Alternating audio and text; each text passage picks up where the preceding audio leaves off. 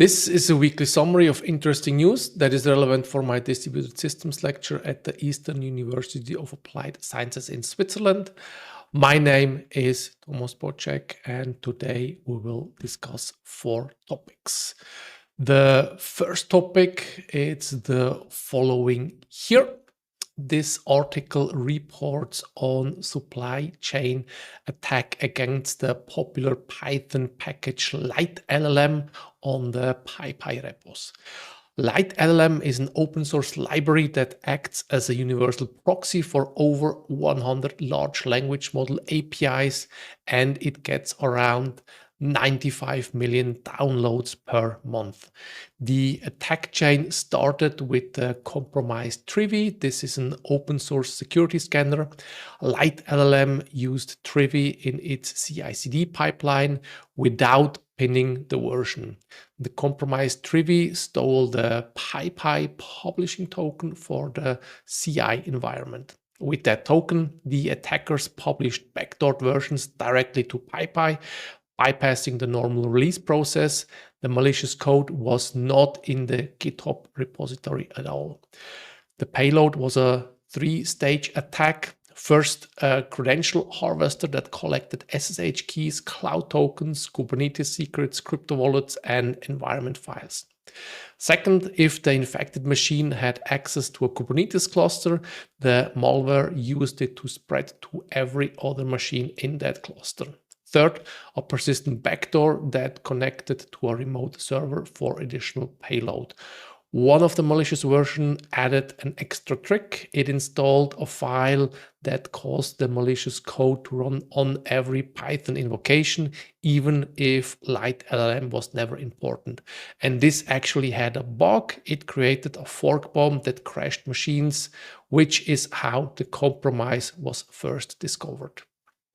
The attackers also took over the maintainer's GitHub account, closed the issue reporting the compromise, and flooded it with 88 bot comments from 73 compromised developer accounts to drown the discussion. The malicious version were on PyPI for about 3 hours before they were quarantined.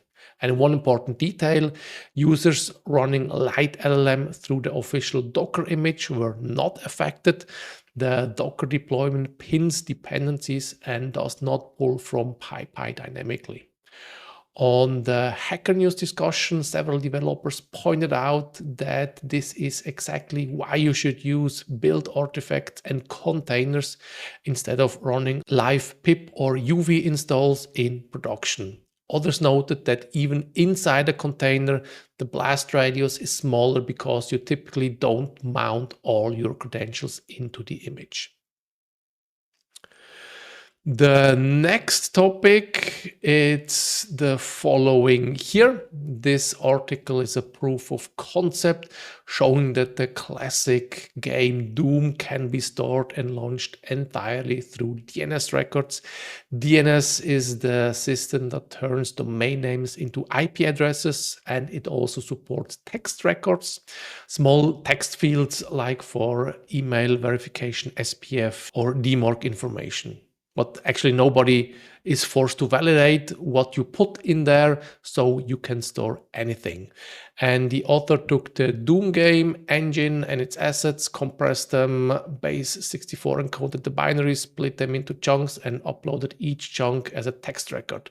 And in total, the whole game fits in around 2000 DNS text records on a single domain.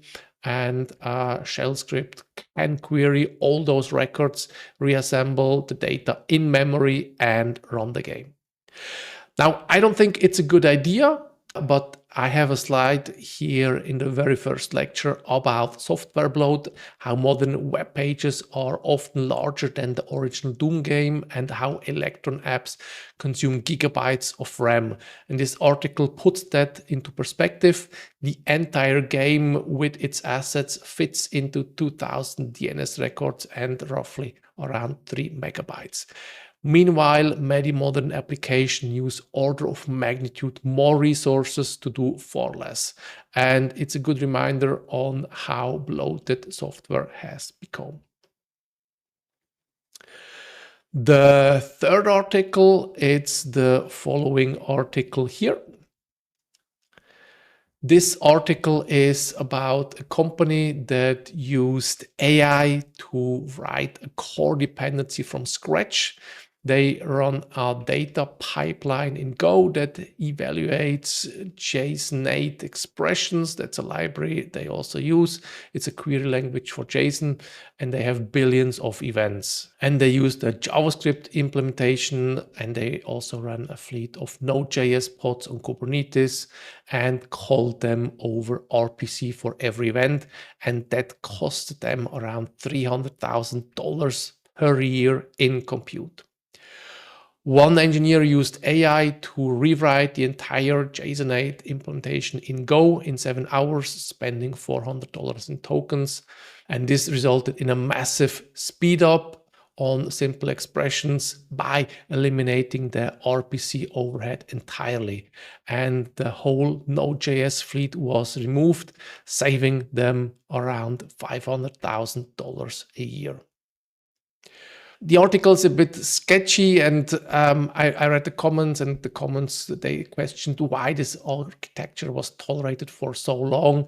$300,000 a year for RPC calls to a JavaScript library is just wasteful.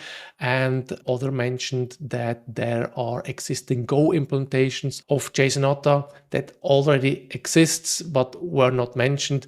And some pointed out the benchmarks are misleading. Most of the speed up came from removing the network hop, not from the AI code being faster. But I think this is not the point. I think this article is interesting that rewriting a dependency with AI turned out to be cheaper and safer than continuing to rely on an external library that forced a bad architecture. Nowadays, I would rather trust an LLM to produce a focused, tested implementation rather than depend on sketchy third-party dependencies that introduce complexity, supply chain risks, and architectural compromises. The last article is about GitHub. It's the following here. I saw that around 2/3 of the challenge task repositories are on GitHub, so this is also relevant to you. GitHub announced that starting in end of April, interaction data from Copilot Free, Pro, and Pro Plus users will be used to train their AI models unless users opt out. And this includes input sent to Copilot, code snippets, outputs you accept or modify, file names, repository structures, and your feedback on suggestions.